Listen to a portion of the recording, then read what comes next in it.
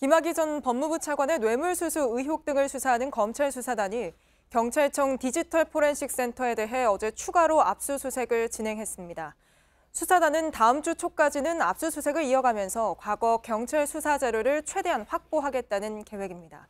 지금 수사단이 있는 서울 동부지검에 취재 기자 나가 있습니다. 최윤경 기자, 디지털 포렌식 센터에 대한 압수수색은 그제 처음으로 진행이 됐잖아요. 그러면 이틀 연속으로 압수수색이 이뤄진 거군요. 네, 당초 압수수색 첫날인 그제 경찰청 디지털 포렌식 센터를 찾았는데 이때는 일단 필요한 자료의 존재까지만 확인했습니다. 영장에 적힌 압수물의 범위에 대해 경찰과 이견이 있었고 영장을 다시 보완해 압수수색에 나선 겁니다.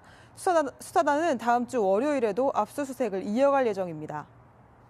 네, 아무래도 수사단이 경찰 수사 기록을 확보하는 게 우선이다, 이렇게 판단했기 때문이겠죠.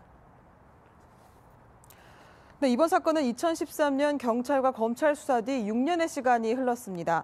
사건의 발단이 된 김학의 동영상은 심지어 2006년에서 2008년 촬영된 것으로 추정됩니다.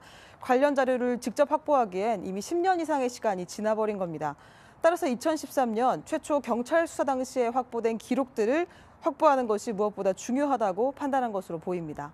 네, 그렇다면 당시 검찰로 넘어가지 않은 수사 자료가 경찰에 아직 남아있다는 거죠?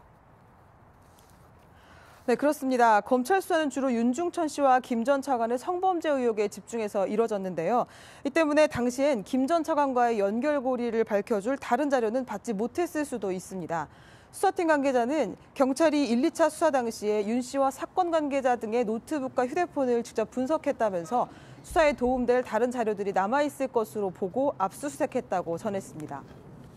네, 이건 조금 결이 다른 이야기인데 김 전 차관의 출국 금지 여부를 조회했던 공익 법무관들에 대한 수사를 할 것도 정해졌다면서요? 네, 대검찰청은 법무관 2명의 사건을 수원지검 안양지청에 배당했습니다.